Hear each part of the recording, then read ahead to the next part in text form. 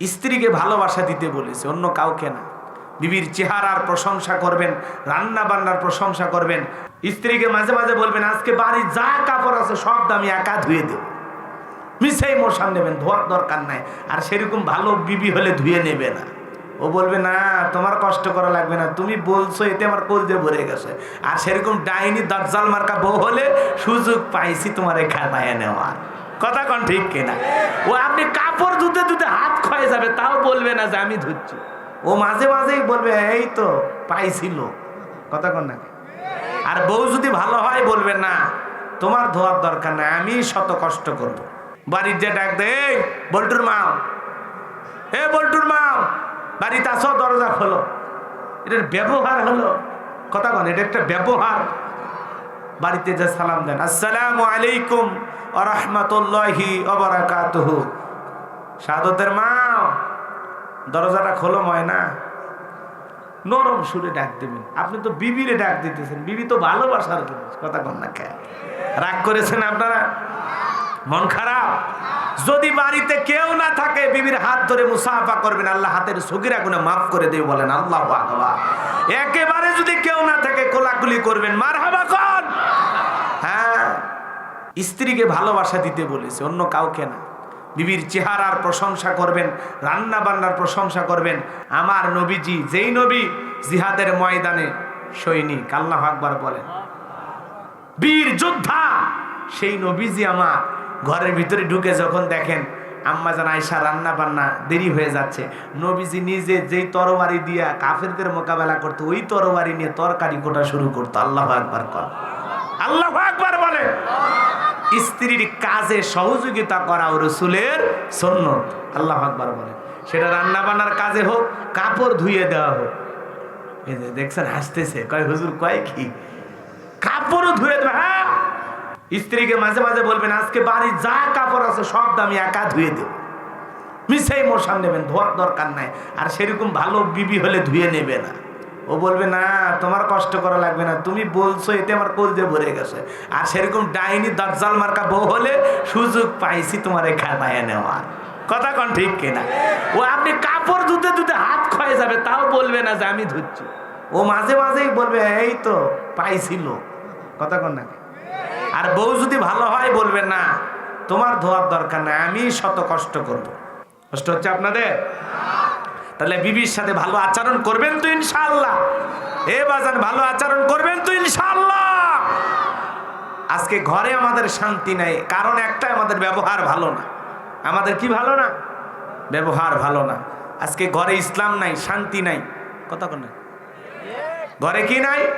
ইসলাম নাই, কোরআন সুন্নাহর নিয়ম নীতি নাই। আমাদের পরিবারে সুন্নত যদি থাকতো, তাহলে দেখতেন পরিবারগুলো অনেক সুন্দর হইতো। স্ত্রী যখন রাগ করবে, অভিমান করবে, স্ত্রী অভিমান ভাঙানোও সুন্নত। আল্লাহু আকবার বলেন। আল্লাহ আমাদেরকে দাম্পত্য জীবনে আল্লাহর দেয়া নিয়ামত যেন দান করেন, জোরে কোন আমিন। এই যে যুবকেরা এই যে 14ই ফেব্রুয়ারি অশ্লীল দিবস পালন করতেছে, ভালোবাসার নামে রিলেশনশিপ করতেছে, কয় হুজুর আমি বিয়ে করার আশায় প্রেম করতেছি। হারাম হারাম হারাম, এই বিয়ে তোমাকে জিনায় লিপ্ত করতেছে। কথা ঠিক কিনা? হজ করার আশায় যেরকম ডাকাতি করা কাম্য নয়, জায়েজ নাই। চুরি করে যেরকম কুরবানি দিলে কুরবানি হবে না। হারাম ভালোবাসা কইরা বিয়ে করার আশায় প্রেম করা, এরকম নিয়তে প্রেম করা জায়েজ। তুমি 14ই ফেব্রুয়ারি শেফালি দিবস পালন করো, আস্তাগফিরুল্লাহ, নাউজুবিল্লাহ। এই যুবক, মুসলমানের ভালোবাসা 12 মাস। এগুলো ইহুদি খ্রিস্টান অন্য ধর্মাবলম্বী যারা ইসলামের বিরুদ্ধে অবস্থান নেয়, তাদের জন্য এগুলো। কথা বলেন ঠিক কিনা? কোন মুসলমান যুবক, কোন মুসলমান ইমানদারের সন্তানেরা 14ই ফেব্রুয়ারি এই বেহায়া বিশ্ব ভালোবাসা দিবস পালন করতে পারে না। কথা বলেন ঠিক কিনা?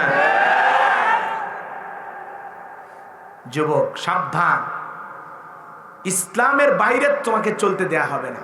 তুমি ইসলামের বাইরে চললেই ভুল পথে চলবা, তুমি ইসলামের বাইরে চললেই জাহান্নামের দিকে যাবা, তুমি ইসলামের পথ বাদ দিয়ে অন্য পথে চললেই জীবন তুমি ধ্বংসের দিকে ঠেলে দিলা। কথা বলেন ঠিক কিনা? বিয়ের আগে অবৈধ প্রেম ভালোবাসা জায়েজ না হারাম? বিয়ের পরে হালাল স্ত্রীর সাথে হবে প্রেম ভালোবাসা। যদি ভালোবাসা দিবস পালনই করা লাগে, হালাল স্ত্রীর সাথে কোনো বান্ধবীর সাথে পার্কে ঢলাঢলি কোলাকুলি করা যাবে। নতুন জামাই শ্বশুর বাড়িতে ঘুরতে গেছে, শালা দুলে ভাই সব গল্প করতে করতে, শ্বশুর গল্প করতে করতে হঠাৎ করে মসজিদে আজান হয়েছে, আল্লাহু আকবার আল্লাহু আকবার।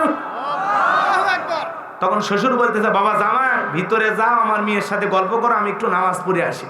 ছেলেটা চিন্তা করলো, জীবনের প্রথম শ্বশুর বাড়িতে আসলাম, শ্বশুর আমার নামাজে যায়, শালা আমার নামাজে যায়, আমি না গেলে কেমন দেখায়। আব্বাস চলে না, আমিও নামাজ পড়বো। তার মানে এটা বেকায়দায় পড়ে নামাজ, ওই নামাজ পড়ে না তো, শ্বশুর বাড়ির গেছে বেড়াবার, শ্বশুর ভালো মানুষ নামাজে যাচ্ছে, না গেলে কেমন দেখায়, বেমানান হয়। ওই জন্য নিজের ইজ্জত বাঁচানোর জন্য নামাজে গেছে, ইমান বাঁচানোর জন্য যায়নি। এই কথা কন, এরকম পরিবেশ আছে না নয়? এরপরে নতুন বিয়ে বাড়িতে গেছে, বিয়ে হাজি মানুষ, গল্প করতে করতে আজান আসতেছে, আল্লাহু আকবার আল্লাহু আকবার আল্লাহু আকবার আল্লাহু আকবার। হাজি মানুষ বলতেছে, বিয়ে 12 বছর নামাজ জামাত ছাড়ি নাই, বিয়ে আজান হয়েছে, আমি একটু মসজিদে যাই, সনকা বাজার, আমি নামাজটা পড়ে আসি, আপনি একটু বিয়ের সাথে যান, গল্প করেন, পান খান। কথা কন না খেয়া, বিয়ে তো মনে মনে সে খুশি, বিয়েনের হাতে পান জায়েজ না হারাম? কথা কন, মেলা ফাজলামি করছেন। বিয়েনের সাথে সরাসরি ডাইরেক্ট দেখা হচ্ছে, কথা হচ্ছে, গল্প হচ্ছে, পান দেওয়া নেওয়া হচ্ছে, জায়েজ না হারাম? এ চাচা কথা কন, জায়েজ না হারাম? বিয়েনের সাথে দেখা করছেন? হ্যাঁ, কত মাঝে মাঝে অনেকে তো কয় বিয়ান কাছে আসেন না, কত দুঃখ জমে আছে একটু বলবো। টাটকা শয়তান, ওটা টাটকা শয়তান। কথা কন না কে, বিয়ানের সাথে তোমার গল্প করা জায়েজ আছে? বেপরদায় দেখতেছো, জায়েজ আছে? বিয়ান যদিও পান দিবার আসে, বোরকা পরে, হাত মোজা পরে, হেজাব কইরা, পর্দা কইরা বিয়ের সামনে এসে বলা লাগে বিয়ে পান খা। কথা কন, দিয়ে ওটি 2 মিনিট দেরি করবি না, সাথে সাথে চলে যাবে, কারণ দেরি করলেই সমস্যা। কথা কন না, আজকে সমাজ ফ্রি হয়ে গেছে, ফ্রি মানে স্বামী স্ত্রী ভাই বোন আত্মীয় স্বজন মানে বিয়ে দেবর, এইগুলো মানে এমন অবস্থা হয়ে গেছে, মানে নাটক সিনেমা দেখে দেখে একটা জয়েন্ট ফ্যামিলি হয়, মানে কিছুই মনে হয় না। এলে যে একটা গুণা, এটা যে হারাম, এটার মনেই হয় না। বিয়েনের সাথে দেখা করবো না, ছেলে মেয়ের বিয়ে দিছি, বিয়েনের সাথে যদি দেখা না, মজা হলো, ওরে শয়তান, মজা তালাশ করতেছে, আছে না না? হ্যাঁ, আবার অনেক দাদা নাতনি, তাদের জন্য একটা সংবাদ শুনে দিয়ে যায়, ছেলের মেয়ে হয়েছে, তার মানে আপনার নাতনি, ডাইরেক্ট দোকানত নিয়ে যায় বা এখানে সেখানে নিয়ে যায়, মানুষ কয় এটা কে? কয় এটা আমার ছোট গিন্নি। আস্তাগফিরুল্লাহ, নাউযুবিল্লাহ। কত নানা আছে, কত দাদা আছে, হেলায় খেলায় মেয়ের বাচ্চাটাকে অথবা ছেলের বাচ্চাটাকে, এই যে মেয়ে বাচ্চাটাকে ছোট গিন্নি বলে সম্বোধন করে, আছে না নাই? জায়েজ না হারাম? আপনি একটা নিঃসন্দেহে হেলায় খেলায় চলে বলে হাসতে হাসতে একটা হারাম গুনাহ করতেছেন, আপনি নিজেও টের পাচ্ছেন। কত সন্তান আছে এরকম, মানে কত দাদা আছে নাতনির সাথে এরকম করে, এটা আমার ছোট গিন্নি, এটা আমার ছোট বউ। আস্তাগফিরুল্লাহ, নাউযুবিল্লাহ। আপনি যদি মন থেকে আলোচনাটা শোনেন, শুনলে ভালো লাগবে। বাপরে বাপ, এই সূরার ভিতরে এই আলোচনা শুনে তো ভালোই লাগে। আমি এমনভাবে কথাগুলো বলতে চাই যাতে আজকের আলোচনা শোনার পর আপনার সূরা কাউসারের তাফসীর করতে পারেন। আল্লাহ যেন এরকম প্রজ্ঞা আপনাদেরকে দান করেন, জোরে বলেন আমিন। আমি যেন সেইভাবে বলতে পারি, আল্লাহ যেন আমারেও তৌফিক দান করেন, জোরে কোন আমিন। কারণ আমাদের কোনো এলেম আর জ্ঞান নাই, এলেম আর জ্ঞান দেওয়ার মালিক কে? আরো জোরে বলেন কে? ক্বালু সুবহানাকা লা ইলমা লানা ইল্লা মা আল্লামতানা ইন্নাকা আনতাল আলিমুল হাকিম। বলুন সুবহানাল্লাহ। জ্ঞান দানের মালিক কে? আল্লাহ। চলুন আমরা আলোচনা শুরু করি। সূরার নাম জোরে বলেন, সূরার নাম কাউসার। মানে এর আশেপাশে যদি আল্লাহ কোথাও নিয়ে আসে আবারও, তাহলে সেই জায়গায় যায় যেন আপনাদের মনে থাকে, হুজুর সনগাছা এসে ওয়াজ করছিলেন সূরা কাউসার থেকে, মনে থাকবে তো ইনশাআল্লাহ? কারণ যে ভোলা জেলা এক বক্তা ওয়াজ করছে 14 দিন ব্যাপী। কয়দিন? 14 দিন সূরা ইউসুফের তাফসীর করছে। আলোচনা শেষে এক বেচারা এরকম মঞ্চের খুঁটি ধরে যায় না, হুজুরে জিজ্ঞাসা করছে বাজান কেন যান না?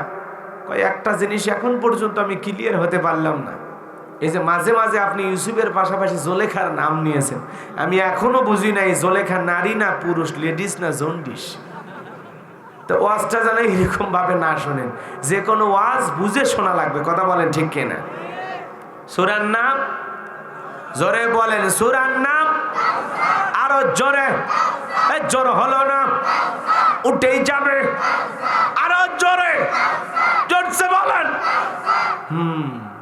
মিছিল করার অভ্যাস আছে, জবান ছেড়ে সবাই আউযু বিল্লাহি মিনাশ শাইতানির রাজিম, বিসমিল্লাহির রাহমানির রহিম। বিতাড়িত মুরতাদ শয়তানের কাছ থেকে আল্লাহর কাছে আশ্রয় প্রার্থনা চাচ্ছি, পরম করুণাময় সীম দয়ালু আল্লাহর নামে শুরু করছি। ইন্না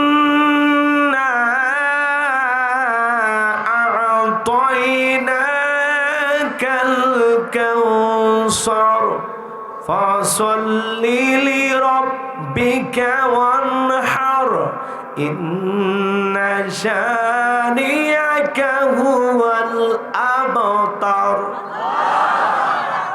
আমার ভাইয়েরা হৃদয়ের কান পেতে কথাগুলো শুনে যান। বাজান গো আমার, বলেন তো এই সূরাটি নাজিলের শানে নজুল আছে না নাই? নাজিলের প্রেক্ষাপট আছে না নাই? আমার নবীজির সাহাবী হযরত আনাস রাদিয়াল্লাহু তাআলা আনহু বলেন, আমি তাকায়া দেখি নবীজি আমার চোখের সামনে বসা, নবীজি যে জায়গায় বসা আমি তাকায়া দেখি নবীজির চেহারা মোবারকের দিকে, মুখটা মলিন, নবীজির হৃদয়ের ব্যথা, মনটা বড় খারাপ। আমি তাকায়া দেখি নবীজির চোখ দিয়া পানি পড়তেছে। কিছু সময় পরে তাকায়া দেখি আমার নবীজি আবার মুস্কি মুস্কি হাসেন, বলুন সুবহানাল্লাহ। হযরত আনাস থেকে বলেন, নবী গো এই মাত্র দেখি আপনার চোখের কোনায় পানি, আবার দেখি আপনি মুস্কি হাসেন, কেনই বা কাঁদেন, কেনই বা হাসেন? কারণ তো বুঝি না। আমার নবীজি কেন কাঁদেন, কারণ আছে না নাই? এ বাজান, আমার নবীজির কলিজার টুকরা ছেলে সন্তানগুলো শিশুকালে জন্মগ্রহণ করে মারা যায়, একটা ছেলে সন্তানও জীবিত থাকলো না। ইব্রাহিম মারা যায়, আবুল কাসেম মারা যায়, তাহের মারা যায়। আমার নবীজির বুকের ভিতরে ব্যথা, মনে বড় কষ্ট। এক একটা করে পুত্র সন্তানগুলো দুনিয়ার থেকে বিদায় নিয়ে চলে গেল। নবীজির একটা পুত্র সন্তানও দুনিয়ার জমিনে জীবিত থাকলো না। আমার নবীজির মনের মধ্যে কষ্ট। আবার এই দিকে আবু লাহাব নবীর চাচা হইয়া কাছে আইসা ডাক দিয়ে বলে, ভাতিজা, বংশে বাতি জ্বালানোর কেউ থাকলো না, তুমি একটা লেজ কাটা, তুমি একটা নির্বংশ।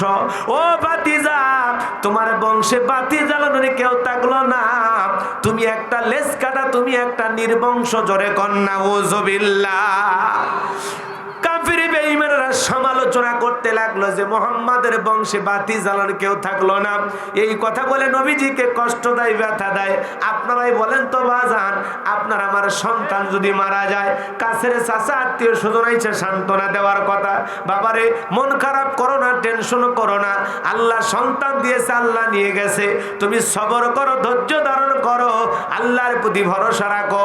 জীবন মৃত্যুর মালিক তো আল্লাহ, আল্লাহ সন্তান দিয়ে আল্লাহ নিয়ে গেছে, তুমি হতাশা হইও না, টেনশন করো না, ভেঙে পড়ো না। কাছের আত্মীয় স্বজনদের উচিত আপনাকে আমাকে সান্ত্বনা দেওয়া, কিন্তু নবীর চাচা আবু লাহাব এত খারাপ, সান্ত্বনা দেওয়া দূরের কথা, আমার নবীজিকে কষ্ট দেয় আর সমালোচনার তীর ছুঁড়ে মেলে বলে, ভাতিজা রে, তোমার বংশে বাতি জ্বালানোর কেউ থাকলো না, তুমি একটা লেজ কাটা, তুমি একটা নির্বংশ, তোমার বংশে বাতি জ্বালানোর কেউ নাই। জোরে কন্যা ওযুবিল্লাহ। আমার নবীজির ছেলে সন্তানগুলো কেন পৃথিবীতে জীবিত থাকলো না? আল্লাহ কেন আমার নবীজির ছেলে সন্তানগুলোকে ছোটবেলায় নিয়ে গেলেন? কারণ আছে না নাই? এ জোরে বলেন, কারণ আছে না নাই? কারণ আছে তিনটি। জোরে বলেন কয়টি? আমার নবীজির ছেলে সন্তানগুলো এই পৃথিবীর জমিন আল্লাহ পাক কেন জীবিত রাখলো না? এর কারণ আছে তিনটি। অনেক মুসলমান আমরা জানি, জোরে বলেন জানি? জানি না। কেন নবীজির ছেলে সন্তানগুলো আল্লাহ এই জমিনে জীবিত রাখলেন না? কোন কোন কারণে নবীজির ছেলে সন্তানগুলো ছোটবেলায় শিশুকালে মারা গেল? জানতে কি মনে চায়? নবীর প্রেম কি কলিজায় আছে? আমার নবীজিকে যদি ভালো না বাসেন, আপনি আমি তো হতভাগা, কপাল পর। কতক্ষণ না? কারণ নবীর উম্মত দাবি করবে না, নবীর প্রেম ভালোবাসা যদি অন্তরে না থাকে, ওই উম্মতের দাম আছে নাকি? এ জোরে বলেন, দাম আছে? তাহলে কি কি কারণে নবীজির সন্তানগুলো মারা গেল এই আলোচনা যদি করি, তাহলে 3 নাম্বার আয়াত থেকে আলোচনা করা লাগবে। আমি কি 1 নাম্বার আয়াত বাদ দিয়ে 3 নাম্বারে চলে যাব, নাকি 3 নাম্বার পর্যন্ত আপনাদের থাকার ধৈর্য আছে? কারা কারা শুনবেন দুহাত তুলে দেখান। লিল্লাহি তাকবীর। ওয়াদা যেন মুসলমানের মতো হয়, হাত নামান। মুনাফিকে মার্কা ওয়াদা দেবেন না। ওই যে ওয়াদাও দেবেন, আবার 10 মিনিট পরে ভাল লাগলো না চলে যাবেন, এরকম হবে না। আলেমদের ওয়াজ শোনার আশায় যাবেন। যে কোনো বক্তা হোক, কোরআন সুন্নাহর হক কথা যেই বলবে তার কথাই শুনতে যাবেন ইনশাআল্লাহ। আপনার অন্তরে যেন সহি নিয়ত থাকে যে আমি কোরআনের কথা শোনার জন্য সনকাই যাচ্ছি। কোন বক্তা আসলো, কি বক্তা আসলো, এটা দেখার বিষয় না। কোরআন সুন্নাহর কথা হবে, মুনাজাত হবে, আমি চলে যাব, এর আগে আমি যাব না। কথা বলেন না কেন? ওয়াজ ভালো হইলো না খারাপ হইলো, সাটাইলো না ফাটাইলো, হাসাইলো না কাঁদালো, এগুলো চিন্তায় আমরা মাহফিলে আসবো না। দিলটাকে সাফ করেন, আকীদাকে পরিষ্কার করেন, সহি নিয়তে আসবেন যে আমি কোরআন শোনার কথা শোনার জন্য যাচ্ছি, কোনো ভাইরাল বক্তাকে দেখার জন্য না। কথাকে বোঝা গেল? হ্যাঁ, বক্তাকে দেখার আশায় উমুক বক্তা আসতেছে, এই আকর্ষণে গেলে আপনার আমল নামায় কোনো সব লেখা হবে। কথা বোঝেন? আকর্ষণ হবে আল্লাহর কোরআনের, আকর্ষণ থাকবে একজন আলেমের মহব্বতে, আমি কোরআনের কথা শোনার জন্য যাচ্ছি। কথা বলেন ঠিক কিনা? আল্লাহ আমাদের সঠিক বুঝদান করুক, জোরে কোন আমিন। আমার মুসলমান ভাইয়েরা, একদিকে নবীজির ছেলে সন্তানগুলো মারা যায়, অন্যদিকে যারা ইসলাম ধর্ম গ্রহণ করে কাফের বেঈমান তাদের উপর নির্যাতন জুলুম করে। এই জন্য আমার নবীজির মনের মধ্যে ব্যথা। এ বাজান গো আমার, নবীজি যখন সর্বপ্রথম দিনের দাওয়াত দিতে লাগলেন, ইসলামের কথা প্রচার প্রসার করতে লাগলেন, এ বাজান গো আমার, যেই কাফের বেঈমান আর বিশ্ব নবীকে আল আমিন আল সাদিক বলতো, সবার প্রিয় মানুষ, সবার প্রিয় মানুষ, পছন্দের মানুষ মুহাম্মদ রাসূলুল্লাহ সাল্লাল্লাহু আলাইহি সাল্লাম যখন কালেমার দাওয়াত দিলেন, এক আল্লাহর দাওয়াত দিলেন, দ্বীনের প্রচার প্রসার করতে গেলেন, প্রিয় মানুষটা হয়ে গেল সবার প্রিয় শত্রু। কথা বলেন না কেন? সবার কাছে যে দামি মানুষ, প্রিয় মানুষ, সেই প্রিয় মানুষটা হয়ে গেল প্রিয় শত্রু। কারণ কি? এক আল্লাহর দাওয়াত দেয়। আমরা 33 কোটি দেবতা মানি, হ্যাঁ, আমরা এক আল্লাহর ইবাদত করার সময় পাই না। আর ওরা যে এতগুলো কেমনে পারি দেয় আল্লাহ ভালো জানে। কথা কন না কেন? রাগ করতেছেন আপনারা? মন খারাপ করতেছেন? কোন ধর্মকে কটাক্ষ করা যাবে না, কাউকে ইনসালও করা যাবে না, ঠাট্টা বিদ্রুপ করতেছি না। কষ্ট পাচ্ছেন আপনারা? তারা যে কেমনে করে আমরা তো জানি না। আমরা তো এক আল্লাহর ইবাদত করারই সময় পাই না। কথা কি বোঝা গেল? আমার মুসলমান ভাইয়েরা, হৃদয়ের কান পেতে কথাগুলো শুনে যান। নবীজি যখন দ্বীনের প্রচার প্রসার করতে লাগলেন, হযরতে বেলাল ছিল কৃতদাস। যখন জানতে পাইল আমার নবীজির কালেমার দাওয়াত দেয়, প্রচার প্রসার করে, হযরতে বেলাল দারুল আরকামে নবীজি রাতের বেলায় বসা, হযরতে বেলাল বিশ্ব নবীর দরবারে হাজির হয়ে গেল। নবীজির চেহারা মোবারক দেখার পর হযরত বেলাল ডেকে বলে, নবী গো, আপনার চাইতে সুন্দর মানুষ আমি জীবনে কোনোদিন দেখি নাই। সুবহানাল্লাহ। আমার নবী কত সুন্দর জানেন বাজান? হযরতে জাবের রাদিয়াল্লাহু তাআলা আনহু বলেন, আমি পূর্ণিমার রাত্রে রাসূলের বাড়িতে গেলাম, আমি দেখি সেদিন চাঁদ উদয় হয়েছে দুইটা, একটা হলো আসমানে আর একটা হলো জমিনে। আমি আসমানের চাঁদের দিকে একবার তাকাই, জমিনের চাঁদের দিকে একবার তাকাই, আমি বারবার তাকায়া মিলাইতে চাই। আমার কাছে মনে হয় ওই আসমানের চাঁদের চাইতে জমিনের চাঁদ আমার নবীজিকে বেশি সুন্দর মনে হয়। সুবহানাল্লাহ।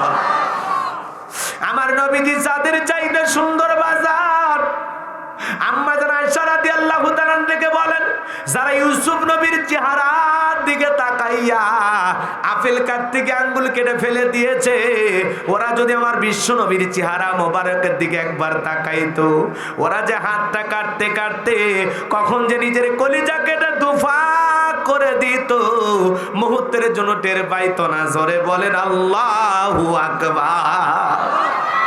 আমার নবীজির স্ত্রী আম্মা জান আয়েশা ডেকে বলেন, ও দুনিয়ার মানুষ, তোমাদের একটা সূর্য আছে, আমি আয়েশারও একটা সূর্য আছে। তোমাদের সূর্য উদয় হয় দিনের বেলায়, আর আমি আয়েশার সূর্য উদয় হয় রাতের বেলায়। মারহাবা কহ।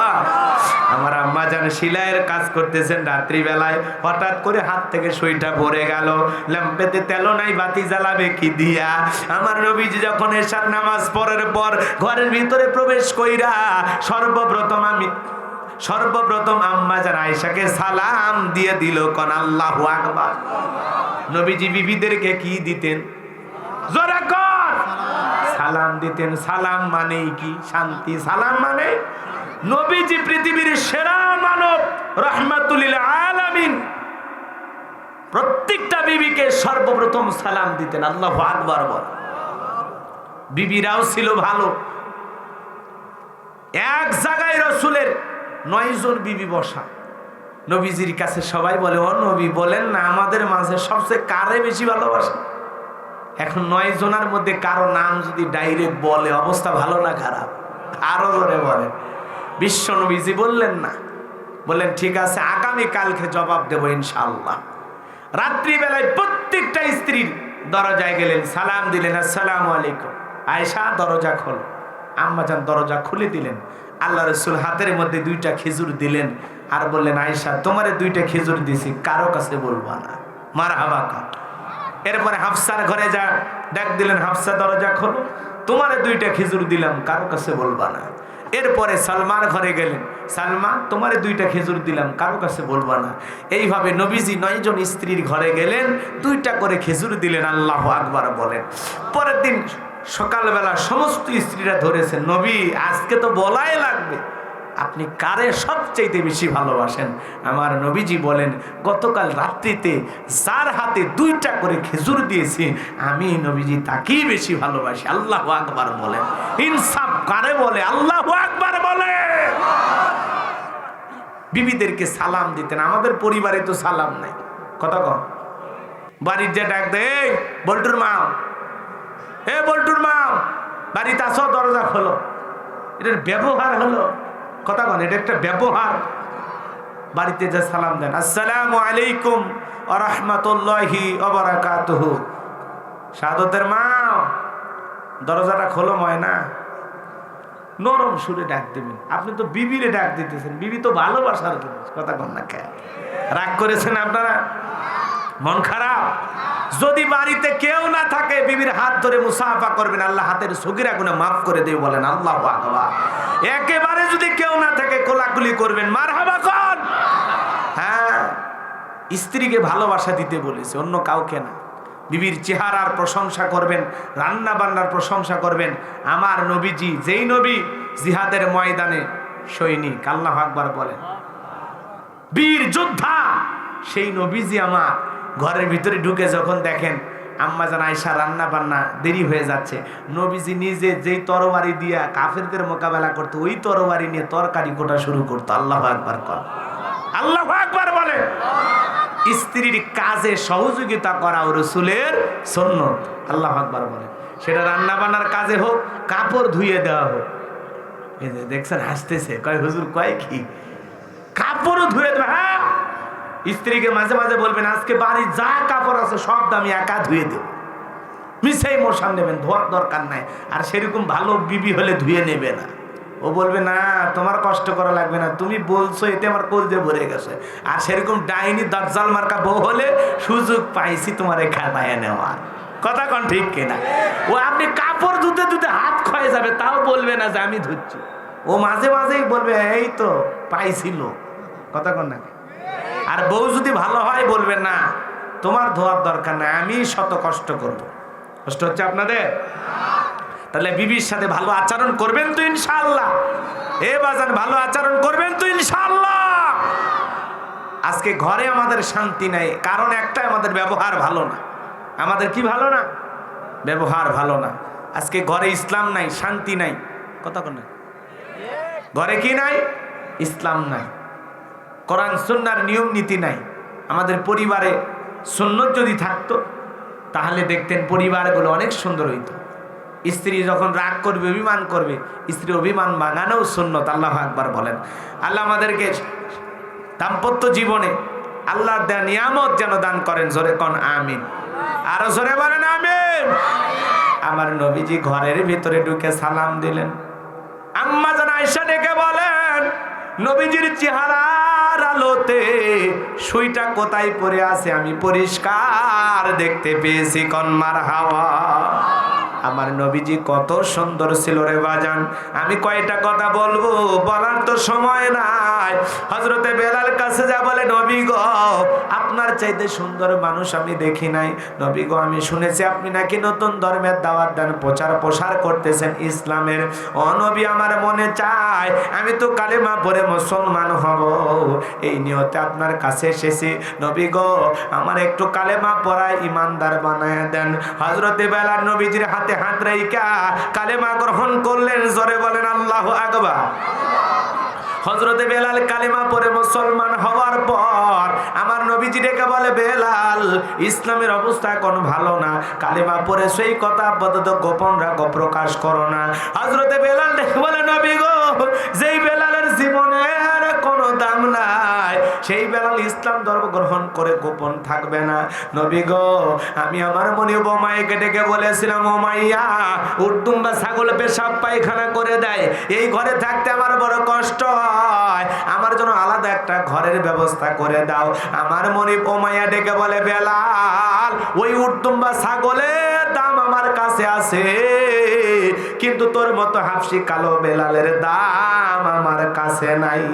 নবী গো আমি কালেমা পড়েছি, ইমানের পথে যেন টিকে থাকতে পারে, আমি দিনের জন্য জীবন যেন দিতে পারি। নবী গো এরপরে বাতিলের সাথে কোনোদিন আপোষ করব না। জোরে বলেন না মারহাবা।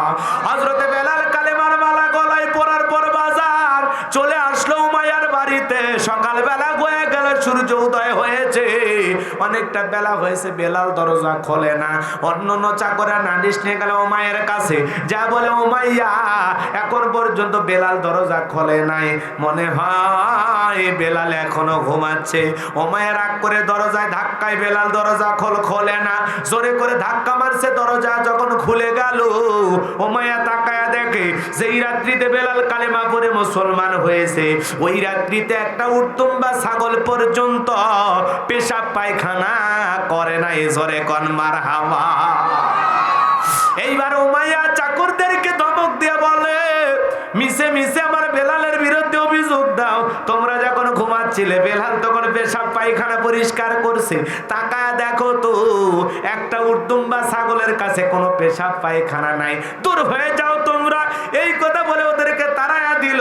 উমাইয়া ঘরে ঢুইকা বলে, বেলাল রে এতবার দেখলাম কেন সারা দিলি না? বেলাল এক জায়গায় বৈশা মালিকের জিকির করে, হালকা করে ধাক্কা মারছে যখন বেলালের জবান দিয়ে কালেমার আওয়াজ বের হয়েছে তখন। মারহাবা কর। হযরতে বেলাল যখন কালেমার আওয়াজ দিয়েছে বাজার, উমাইয়া এইবার রেখে বলে, বেলালের সব কি শুনছি, তুমি মনে হয় কালেমা পড়েছো, ঈমান এনেছো। বেলাল দেখে বলে, উমাইয়া মুসলমান হয় যারা মিথ্যা কথা বলবে না তারা। কথা ঠিক না ব্যাটি? মুসলমানেরা কখনো মিথ্যা কথা বলতে পারে? মুসলমানের জবান দিয়ে কখনো মিথ্যা কথা আসতে পারে? পারে না। মুসলমান মিথ্যাবাদী নয়, মুসলমান সত্যবাদী। কথা বল না কেন? এবার জানবো আমার হযরতে বেলাল ডেকে বলে, উমাইয়া গতকাল রাত্রিতে আমি নবীজির হাতে হাত রাইখা বায়াত গ্রহণ করেছি, ঈমান এনেছি। এই কথা শোনার পর উমাইয়া ডেকে বলে, বেলাল রে উটদুম্বা ছাগলের মালিক বানায় দেব, কয়েকটা উটদুম্বা ছাগল তোরে দিয়ে দেব, থাকার জন্য আলাদা বাড়ি ঘর করে দেব, বিনিময়ে আব্দুল্লাহর বেটা মুহাম্মাদের ধর্মকে ত্যাগ কইরা ইসলাম ধর্মে ফিরে আসো।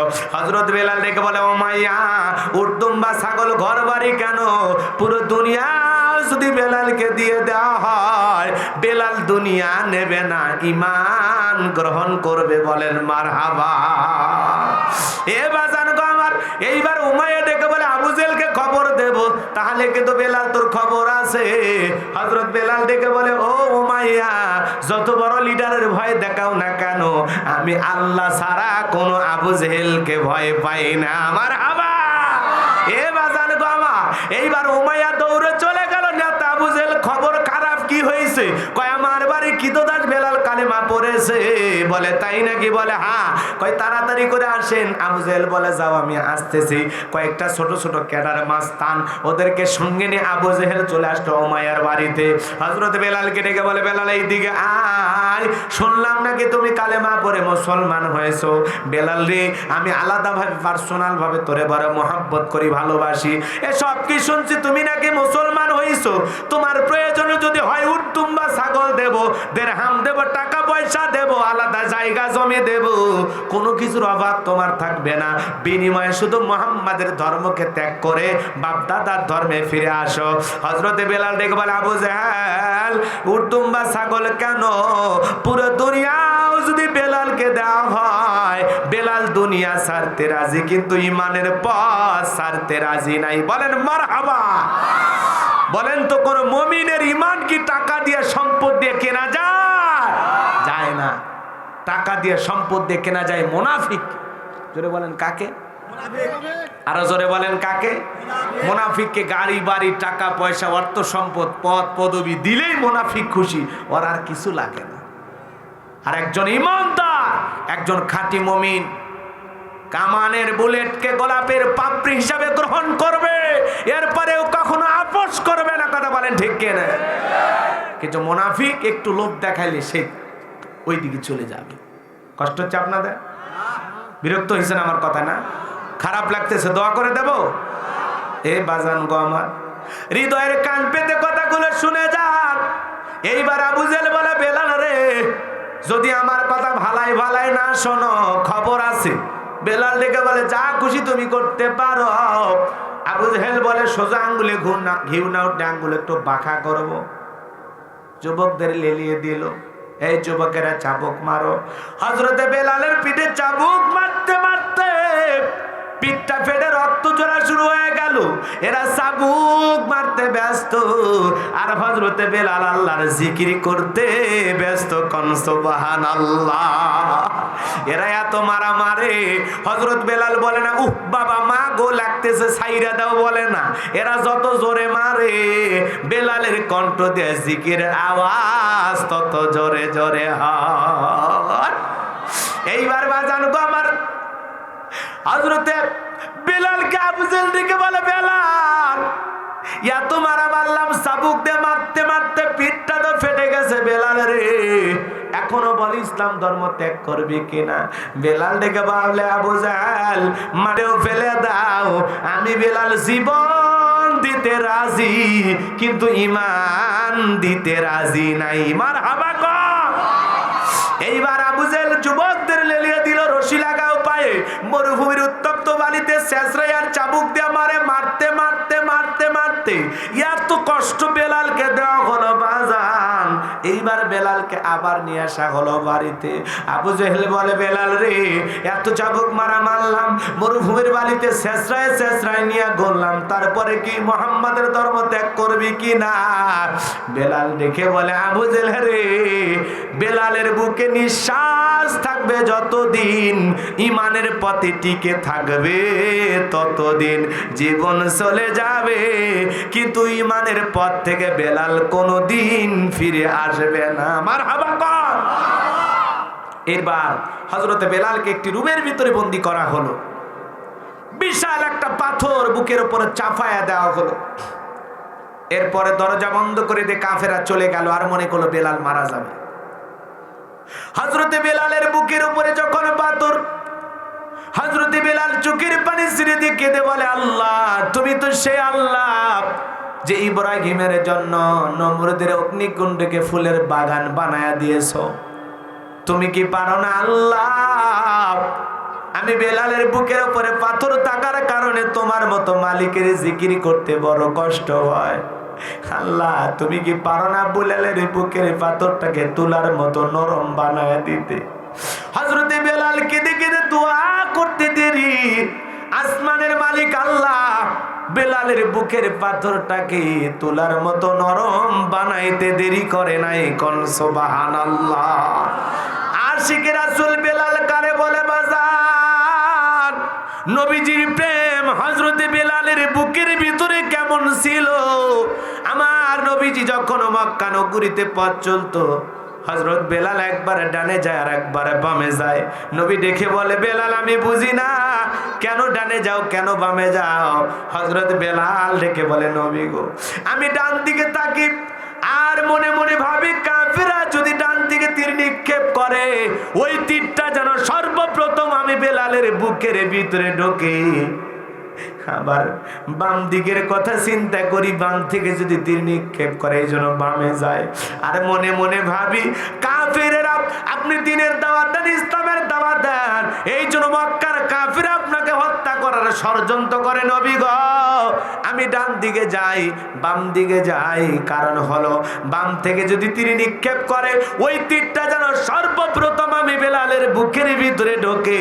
আমি বেলাল মারা গেলে ইসলামের ক্ষতি হবে না, আর আপনি নবী মারা গেলে ইসলাম সামনের দিকে যাবে না। আমার আবাকর নিজের বুক দিয়ে হযরতে বেলাল আমার নবীজিকে আগলিয়ে রাখতেন। আল্লাহু আকবার। সেই নবীজির যখন ইন্তিকাল হয়ে গেল, আশিক রাসূল বেলাল ছোট্ট বাচ্চার মতো ফুফিয়ে ফুফিয়ে কাঁদে আর বলে, আমি জীবনে আর কোনোদিন আজান দেব না। আমি আজান দেওয়ার পরে নবীজি মুসল্লায় দাঁড়াবে না, ইমামতি করবে না, আমি বেলাল আর কোনোদিন আজান দিতে পারবো না। সাহাবীরা এতই বোঝাই এতই সান্ত্বনা দেওয়ার চেষ্টা করে, কোনো মতেই হযরতে বেলালকে শান্ত করা যায় না। নবীজি সোমবারের দিন ইন্তেকাল করলেন, বুধবারের দিনে নবীজিকে দাফন করা হয়ে গেল। হযরতে বেলাল বলে, আমি মদিনাতে থাকলে পাগল হয়ে যাব, মদিনার অলিতে গলিতে নবীজির সাথে আমার স্মৃতি মাখা, আমি থাকতে পারবো না। মনের দুঃখ কষ্ট নিয়ে হযরতে বেলাল মদিনা ছেড়ে চলে গেল। 6টা মাস অতিবাহিত হয়ে যায়, হযরতে বেলাল মদিনায় আসে না। নবীজি স্বপ্নের মধ্যে বেলালকে ডেকে বলে, বেলাল রে 6টা মাস অতিবাহিত হয়ে গেল, কত মানুষ দূর দূরান্ত থেকে এসে আমি নবীজির কবরের পাশে দাঁড়ায় সালাম দেয়, ও বেলাল 6টা মাস হয়ে গেল একটা বারও আসলি না। বেলাল আয় আয় আয়, মদিনায় আইসা আমি নবীর কবরের পাশে দাঁড়ায়া একবার সালাম দিয়া যা। জোরে বলেন মারহাবা। বিশ্বনবীকে হযরত বেলাল স্বপ্নে দেখার পর আর দেরি করলো না, পরের দিনে হযরতে বেলাল মদিনায় চলে আসলো। মদিনায় আসার পর চতুর্দিক থেকে সাহাবায়ে কেরাম নারী পুরুষ সবাই ভিড় করতে লাগলো। বেলাল আসছে, মনে হয় আমার নবীজি আসবে। সবাই এসে বলে, বেলাল আজান দাও আজান দাও। বেলাল বলে, না না আমি আজান দিতে পারবো না, আমি আজান দেওয়ার পরে আমার নবীজি ইমামতি করবে না, মুসল্লায় দাঁড়াবে না, আমি বেলাল এমন আজান আর কোনোদিন দেব না। নবীর নাতি হাসান আর হোসাইন দুই ভাই এসে যখন দুইটা হাত ধরেছে, হোসাইন যখন একটা হাত ধরে ডাক দিয়ে বলে, নানু ভাই, ও নানু ভাই, নানাও চলে গেছে তুমিও চলে গেছো, কতদিন হয় তোমার মুখটা দেখি না। ও নানু ভাই দাও না একটু আজান দাও। আমি হোসাইন কতদিন হয় তোমার আজান শুনি না। হোসাইন যখন হাতটা ধরে নানু ভাই বলে ডাক দেয়, আর বলে নানু ভাই দাও না একটু আজান দাও। হযরত বেলাল তাকা দেখে হোসাইনের চেহারার উপরে আমার নবীজির চেহারা মোবারক ভেসে উঠেছে। মনে হয় মদিনার নবীটাইকে বলে, বেলাল দে না একটু আজান দে, আমি মদিনার নবীও তোর আজান শুনতে চাই। মারহাবা কর, লিল্লাহি তাকবীর। নবীর প্রেম কারে বলে? হযরত বেলাল আজান দিয়ে দিল, চোখের অশ্রু ঝরতে লাগলো। এ বাজার লম্বা আলোচনা আমি লম্বা করতে পারবো না, নবীজির কষ্টের কথা আমি বলতে চাইছিলাম। নবীজির মন খারাপ একটা কারণ হলো সন্তানগুলো মারা যায়, আর দ্বিতীয় কারণ হলো সাহাবায়ে কেরামদের উপর নির্যাতন জুলুম। যারা ঈমান আনে কাফেররা তাদেরকে ধরে ধরে জুলুম করে, অত্যাচার করে, কষ্ট দেয়, ব্যথা দেয়। হযরতে বেলালের কষ্টের খবর নবীজির কানে যখন পৌঁছে গেল, নবীজি অবাক করে কেটে বলে, আবু বকর, আমি বেলালের কষ্টের কথা আর সহ্য করতে পারতেছি না, তুমি যেভাবে পারো বেলালকে আজাদ করো। হযরত আবু বকর যায় অনেক দাম বেশি দিয়া হযরতে বেলালকে আজাদ করলেন। বলেন আল্লাহু আকবার। এই যখন ইসলামের অবস্থা, একদিকে নবীজির ছেলে সন্তানগুলো মারা যায়, অন্যদিকে সাহাবায়ে কেরামদের উপর নির্যাতন জুলুম, সেই সময় আমার নবীজির মনটা খারাপ, মনের ভিতরে কষ্ট, মুখটা মলিন, নবীজির মনে কষ্ট। সেই নবীকে সান্ত্বনা দেওয়ার জন্য আল্লাহ পাক বিশ্ব নবীর কাছে জিবরাইলের মাধ্যমে সূরা কাউসার নাজিল করলেন। বলুন আল্লাহু আকবার। নবীজি মুস্কি হাসেন কেন? হযরত আনাস ডেকে বলে, নবী গো, আপনার মুখে মুস্কি হাসি কারণ কি? বিশ্ব নবী ডেকে বলে, আনাস, এই মাত্র আসমান থেকে জিবরাইল এসে আমার উপরে সূরা কাউসার নাজিল করলো। বলুন আল্লাহু আকবার। বিশ্ব নবী তখন তিলাওয়াত করলেন, ইন্না আ'তাইনাকাল কাউসার ফাসাল্লি লিরাব্বিকা ওয়ানহার ইন্না শানিয়াকা হুয়াল আবতার। আল্লাহু আকবার। আর জোরে বলেন আল্লাহু আকবার। মজা লাগে না? খারাপ লাগছে? কষ্ট পাচ্ছেন আপনারা? এইবার চলেন মূল আলোচনায় প্রবেশ করি।